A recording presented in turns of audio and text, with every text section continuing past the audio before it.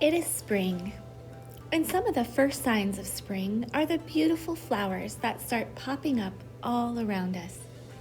Some of the first plants that start flowering in the spring are trees, like dogwood, apple trees, and cherry trees. The country of Japan is famous for its beautiful cherry blossom trees. In Japanese, the cherry blossoms are called Sakura.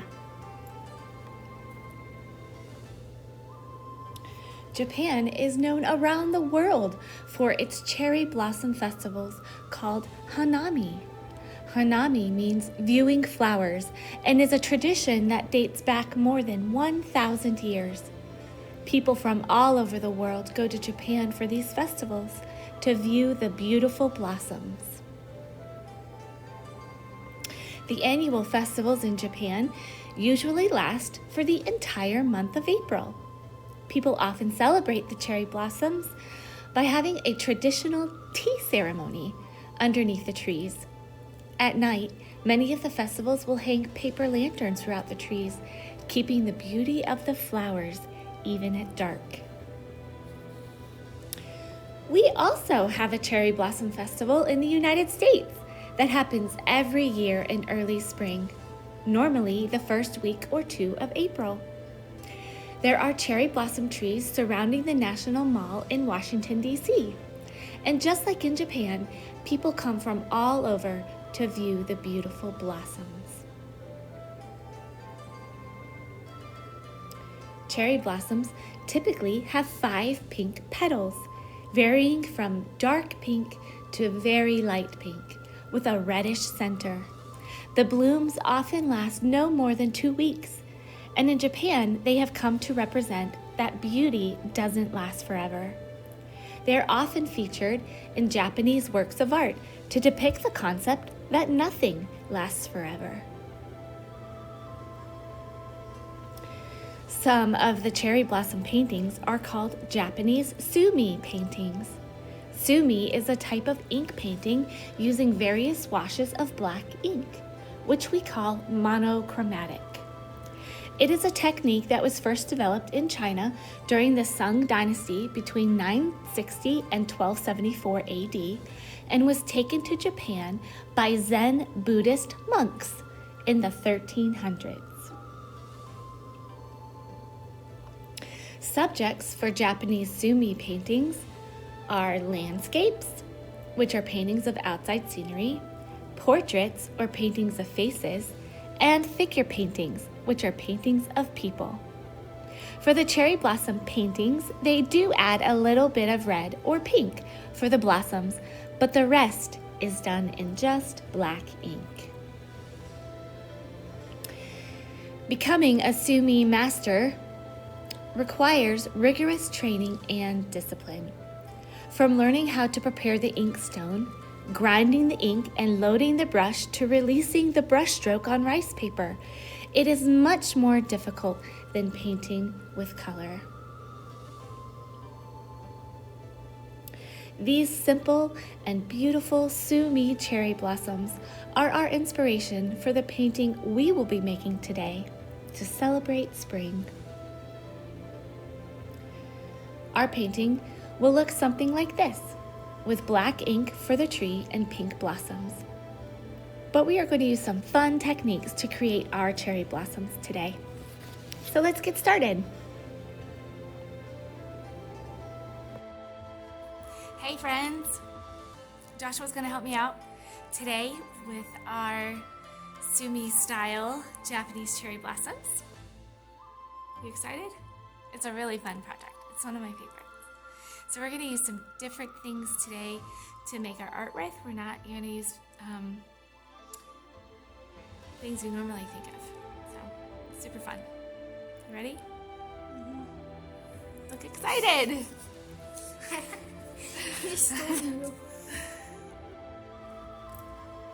Alright, here's what we're making today.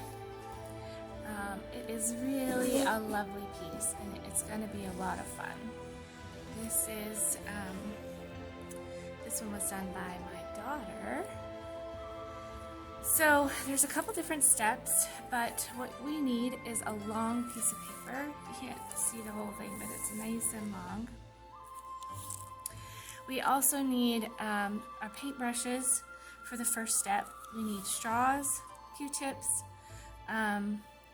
water of course, and some printing ink for the very last step. You can also just use acrylic paint for that if you have it, or a red stamp pad if you have it as well. So let's go ahead and get started because this part has to dry a little bit before we continue. What we're going to do, we have our paint. I have blue liquid watercolor, and then I have red and white tempera paint, or you could use acrylic. You could just use regular watercolors as well. It doesn't have to be liquid watercolor. So we're just quickly running our brush back and forth in sideways motion, going all the way up the page really fast. I can't do that. We're not like filling it in completely. Can't do that.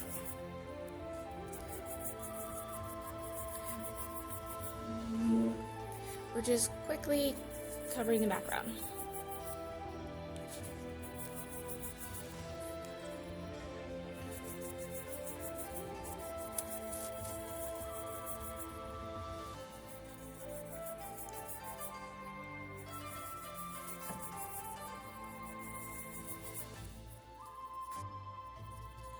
Okay, now that our whole paper is back and forth, just so we get some color on the background, we're going to set it, we're just going to let it dry for a few minutes, and then we'll do the next step. But it has to be pretty much dry before we can move on. Alright, our next step is to make the trees, the cherry blossom branches. And we're going to use ink for this. This is called India ink, which is what we're using, or you could also use black liquid watercolor, or if you don't have any of that, you can water down some black acrylic paint so it's real watery. What we have to do is drop it on our paper, and I'm going to just show you. I'm going to come around and do this for you. I'm going to drop it at different points on your paper, and like this, and then what you're going to do is connect the dots all the way up. And what we're going to do to connect the dots is we're going to use a straw, and we're going to get down real close to our paper, and we're going to blow up. But you have to get real close. Your straw is kind of sideways, and we're going to blow upwards through the straw to connect the dots. You don't want to turn your paper, but you can turn your straw. You just want to keep blowing until the paint stops moving or the ink stops moving.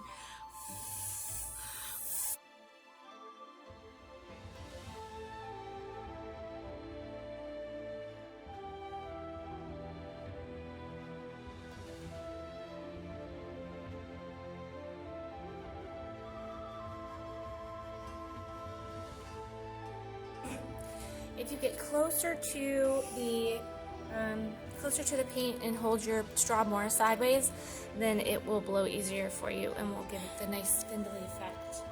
So now we have to let these dry for a few minutes before we can do our blossoms. But these look great.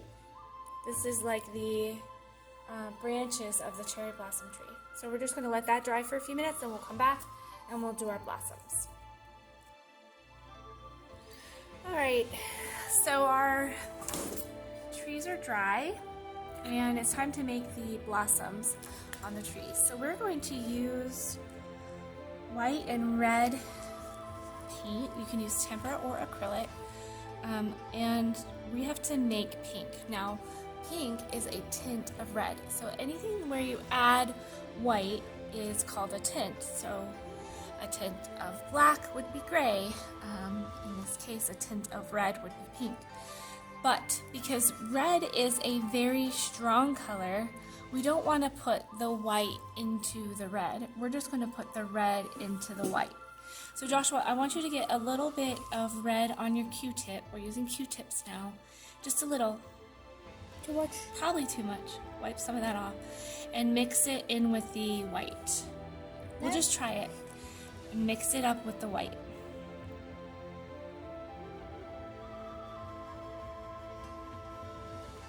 That's good. That's a nice pink. Alright, see, if we had gone the other direction and tried to put the white into the red, we would have needed so much white, it probably never would have worked. So now we're going to get some pink on our Q-tip, and we're going to make the blossoms. And now cherry blossoms have 5 petals each with a reddish center. So we're going to make 5 dots in a circle. So let me just show you. 1, 2, right next to each other, but now I'm going in a circle. It's basically like a star, but you're dotting. Kind of. And so you're just going to pick spots to put your blossoms along the tree. You can add as many as or as few as you want, but just so that they're in a circular pattern and they're 5 petals each. Alright, we're going to work on ours, and then we'll come back and add the centers.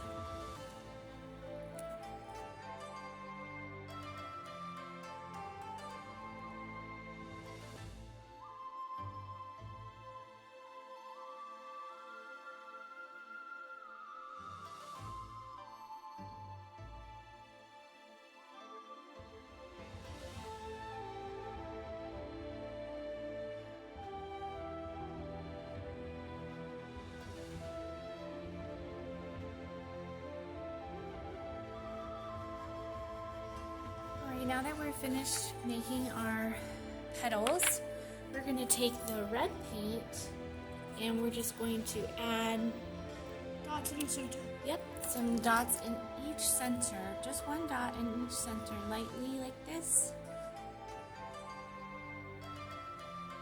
Just go in each center. Remember, when you use your Q-tip to do this, you want to keep it straight up and down. You don't want it to be sideways. You get a nice round dot if you keep it straight up and down like this.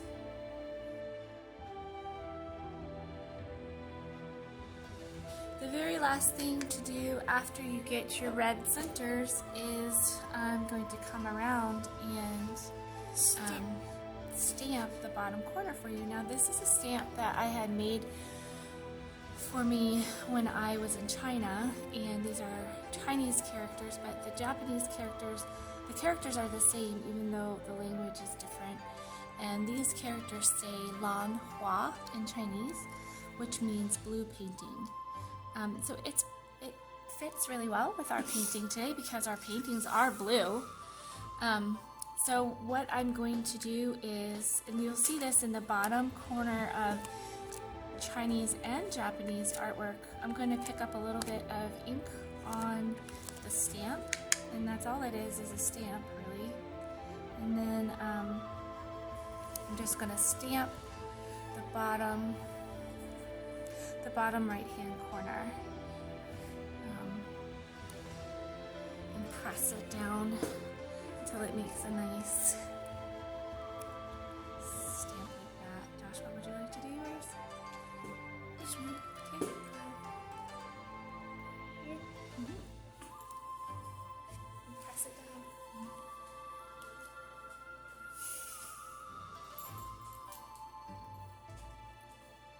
Good job. Now for the very last thing, I forgot to tell you this, but you can get a marker, a permanent marker, and I'm going to write my name down vertically, starting up here.